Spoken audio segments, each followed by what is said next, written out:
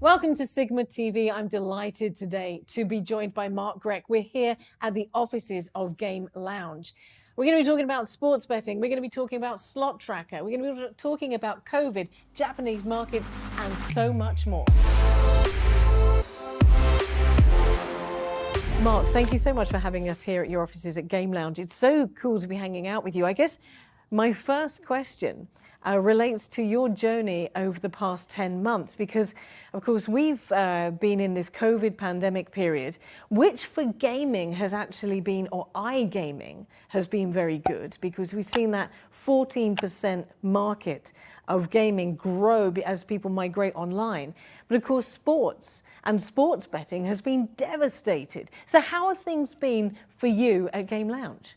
So, first of all, thank you for having me here, and welcome to our offices. Thank you. So yes, eventually I would say COVID year was practically a struggle for everyone, I would say. It hit each individual, I would say, from a different angle. Yeah. This as well, you know, having the gaming industry, a lot of people started to take interest, knowing that they were at their homes, being locked up. Nearly all countries were part of a lockdown throughout 2020. So yeah, I would say it was an interesting year for everyone. Challenging, but yes, now I would say we should look forward to 2021 and just hope for the best. Well, listen, before we talk about the challenges and opportunities, let's talk about one thing we mentioned before we started talking, and that was, of course, about sports betting, because a large part of what Game Lounge has done historically has been involved in sports betting. But frustrating so many people over the last 10 months or so, as sports betting hasn't been, or sports, these big games, these big events have not been able to take place. So how did you guys here at Game Lounge, how did you react to that? Because that's a very real challenge. So yes, eventually us at Game Lounge 2020, I would say, was our start getting in the sports betting industry, especially in the US. Where we started to launch sports betting sites, affiliate sites. So this is the beginning of 2020? Yep. Just before the pandemic hit? Yes. Wow. So eventually we had a roadmap in front of us, what we want to do in sports, which markets we want to cater. But yes, eventually COVID came knocking our door across February, March, and all sports unfortunately got cancelled. That's where we started to realize that we started to see certain shifts, I would say, in the sports betting industry, where people were looking at more at the esports markets. Virtual sports was getting more popular.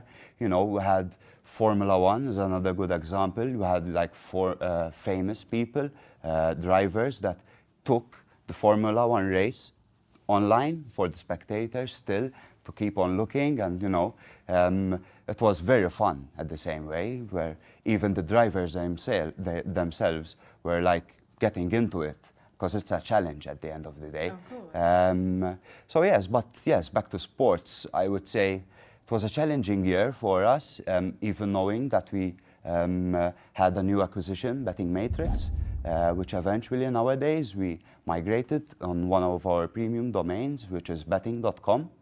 But yes, I say it's still testing out the market, understanding the customers, seeing what they're after, you know, and also what they can do, because as you mentioned just back then, you ventured into sports betting right at the beginning of 2020, which would have been fantastic. I assumed you were all extremely excited, and then along comes March. Yep. So you're all like, you know, guns blazing, let's go for it, and suddenly what? And of course this pandemic stopped everything. Exactly. And as you mentioned before, there's been this migration across onto esports and virtual sports, which we could never have foreseen. I mean, even for me now, I'm just kind of trying to get my head around that. It's crazy, it's amazing. So let me ask you, we talked about the challenges. A lot of people have seen this year as opportunities as well, or last year and now this year, as platform for opportunity. So when you've had to slam on the brakes for the sports betting, how did Game Lounge respond to that in other ways? What were your areas of growth? Sure. So yes, as said, eventually when we saw that we are very limited in what we can do in the sports industry, knowing that practically all sports events were cancelled, as said, we started looking into other products, verticals, like for example, it's esports and virtual sports. But then eventually after that, we started to look into different niches as well across the gaming industry.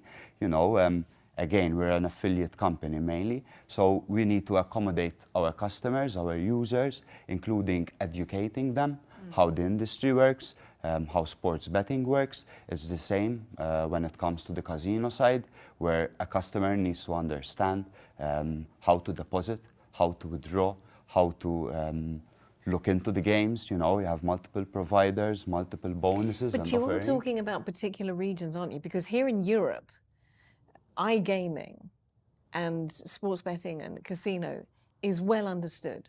Yes. So when you're talking about this educating, you are talking about specific regions that you operate in. For Yes. instance, perhaps the US. Exactly. And I would say it's another good example is Asia. You know, they have a different mentality, it's a different culture. They need to understand better. Knowing even certain countries in Asia are looking to regulate the market.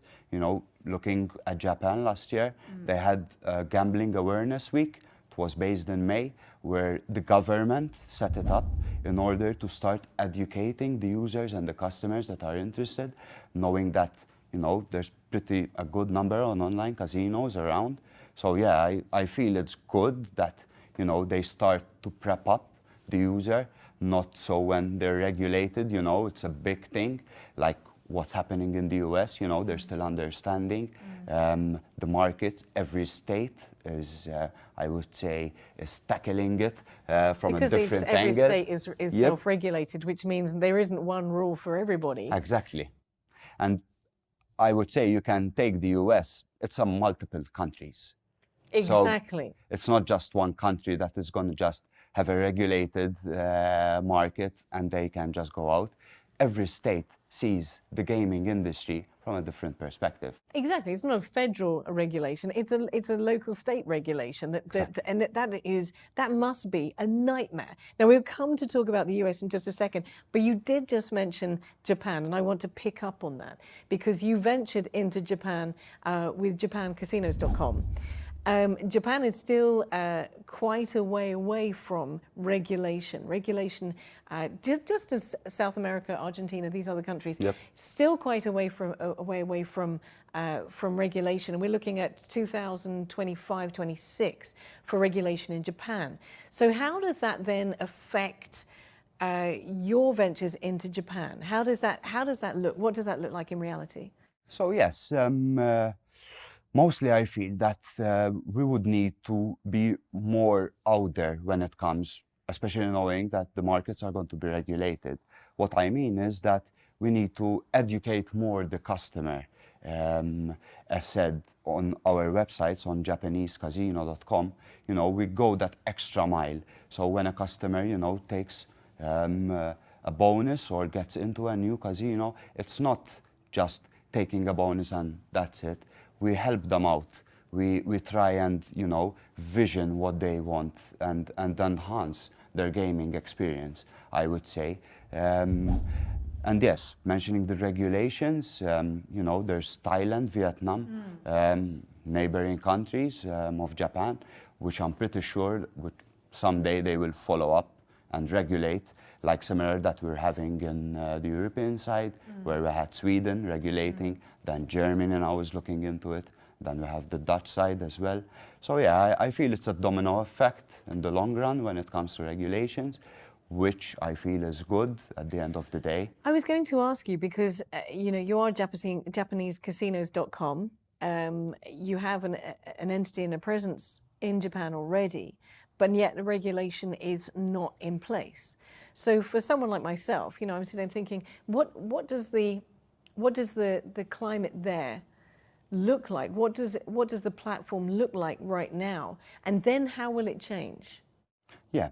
So yes, I guess like in every country, you need to abide with the regulations. Now, this being said, you have both regulations, like an operator side, provider side, and an affiliate side nowadays. So yes, I'm pretty sure there's going to be changes across the affiliation industry and the gaming side. But yes, I feel it's too early to overlook and oversee what can come ahead. What I can say is I'm pretty sure the customers will start to see it from a different angle, knowing the government is backing up the online industry, even knowing that there might be customers that are feeling a bit, cautious about getting into it, but then having the government pushing the online casino across the country, I feel that we'll have a good increase. Knowing, the big populations, there's over 120 million in Japan, so there's a good number. But for you, does regulation help you, or is it going to make your life a little bit more difficult? Is it easier now prior to these regulations that are coming in, or will it support you and give you more access, more freedom? No, I would feel that it would support us, affiliate companies. Again, regulations, I feel that implement a stability across the industry, which is a must, because things can get easily out of control. So yes, from that perspective, I feel that when having a regulated market, especially knowing from the past, having markets in Europe that weren't regulated and nowadays are, I feel it would help the affiliate industry, and at the same time, it helps us as an industry, helping the customer understand better how things work and how the sports betting and casino industry can, be more of an entertainment for the individual. I'm really glad, and I'm looking forward for you to see how that is going to affect JapaneseCasinos.com and you venturing into that Asian market and pushing forward with that. One of the things that has come across in recent weeks and months here in Europe is the tightening down of regulation relating to responsible gaming. And you've seen Germany, Spain, the UK, all banning sponsorship and endorsements of sports personalities when it comes to advertising. And there is a real concern, obviously, with regards to people who don't know about responsible gaming. How responsible are gaming companies in tackling addiction to gaming and these sorts of things? And I think what people don't realize is that iGaming is massively regulated and has these measures for responsible gaming far, far more than the other major percentage of land-based gaming and gambling, which you don't walk. We had this conversation before we started talking. You don't walk up to someone as they walk out of the lotto office and say, "Can you tell me where your money came from to buy your ticket?" Now, Slot Tracker, tell me how that works within this very active and very, very conscious, responsible gaming entity. So yes, mentioning Slot Tracker, eventually Slot Tracker is, I would say, a very unique product and a very unique tool, which we are currently working on a new version, revamping across each environment of the product itself. And yes, mentioning responsible gambling, I see that the product itself will help the customer visualize and enhance his playing time on each slot and each casino from a different perspective, meaning that eventually he can start understanding his playing time from a day-to-day basis. Nowadays you can easily find logs, your history for each deposit, for each bet. But it's 2021. Everyone tends to become a bit lazy. So, just a simple extra 2 clicks or 3 clicks, a customer can say, nah, I'll check it another time. With Slot Tracker, as you are playing on the same game layer, you are continuously seeing spins being recorded. Let's say if you've won a bonus, immediately it will show you on how much spins the bonus came up. If it's RTP, if it's the volatility of the slot, the volatility of the casino in general. Because obviously we have built a system that it generates the community stats, meaning that each individual, each user that has slot tracker running when he's playing, we are tracking all the data in one big platform.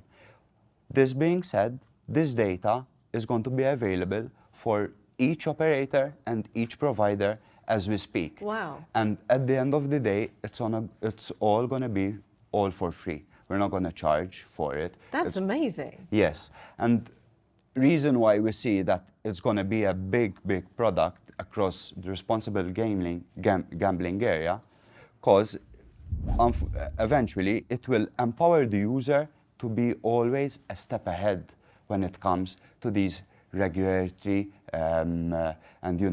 rules to follow. And at the same time, the operator can be, I would say, safeguarded, knowing that there is this unique tool that the customer is using on a day-to-day basis, so he's understanding what he's doing. It's not just depositing and playing. Can I play devil's advocate for a second? Sure. There is that sort of channel, that journey that a player goes through, and maybe they get to the point where they're thinking to themselves, wow, I'm getting a little bit compulsive with this.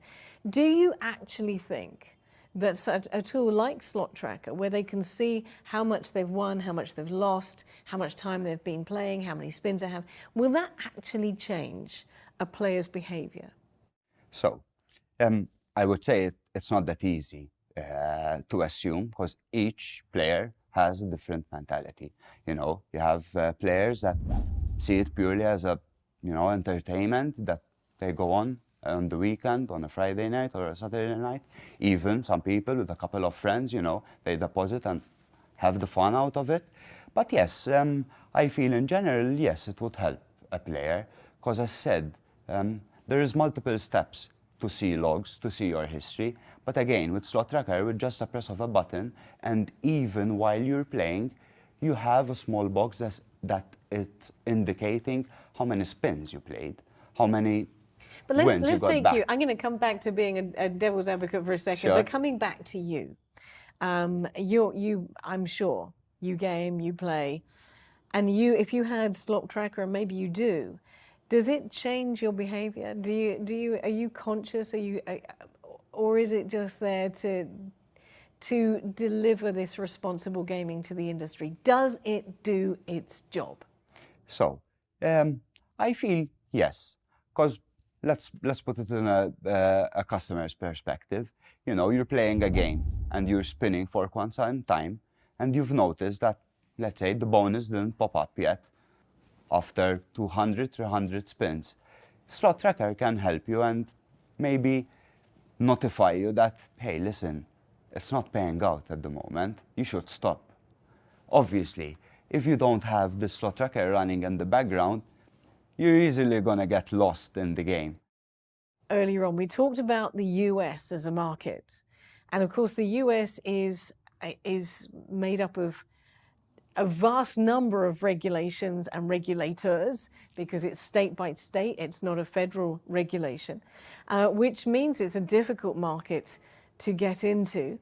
It's very much led by sports betting. We talked about that before as well. With that in mind, and the fact that you chose the US as one of the markets to move into, how has that looked for you? I mean, that is a tough market to be venturing into. No, as said, it has been a very challenging time for us to understand exactly how to, I would say, tackle the market. And as you mentioned as well, it's not just one market. You have multiple markets, I would say, in one big market. So regulations are different. mentality is even different from state to state. Wow. You know, you have New Jersey, it's on one side, you have California on the other side. So it's sports is different in each market. You know, you have a variety of states that follow more, I would say, like NFL. Then you have other states that are more into NHL. So yeah, it's a very challenging market, but it's an exciting time to join into as well. But is it worth it? Because there's a lot of hard work that goes in to understanding every regulation in every single state, as well as, of course, as we mentioned, the challenging with sports betting not being able to take place. A lot of the sports can't take place at the moment. Is it worth it? And you also mentioned, you know, the mentality of a player. They need to be educated because they're used to traditional gambling, traditional gaming, not this online gaming. So is it really, really worth the effort? So I guess it's always worth a go, and especially understanding the markets and testing out the waters. Though how I see it at this point in time, if a company is a startup or still growing, I think it's still early to get into the US market. Taking it from our business industry, Game Lounge, I feel yes, it's the right time that we're looking into the market. We have a good presence in the market. As we speak, we already cover 5 licenses across the US. So yes, that is very good.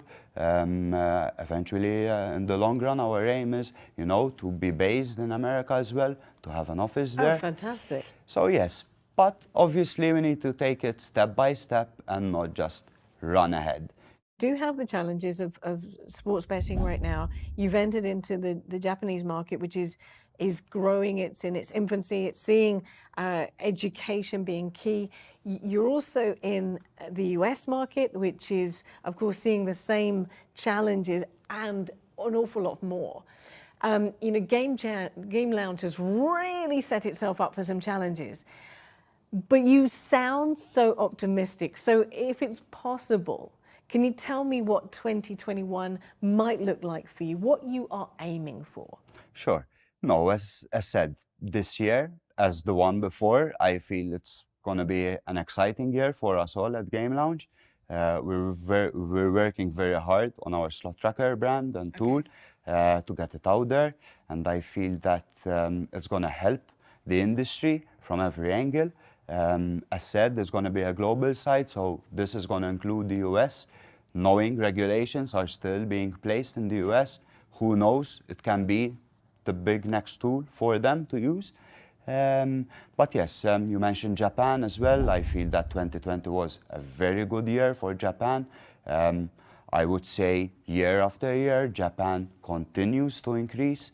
Again, governments backing up regulations. We are seeing a good effect on this because customers are returning and customers are increasing as well. So it's good for us, it's good for the market. So yes. Mark, I love talking to you. I've loved hearing your positive response to challenging times and a vision for the way forward. Thank you for inviting us to join you here at Game Lounge and wishing you all the very best from SiGMA TV for 2020 and to everyone here. Thank you, and thank you for having me. It's my pleasure, and hope we have the best.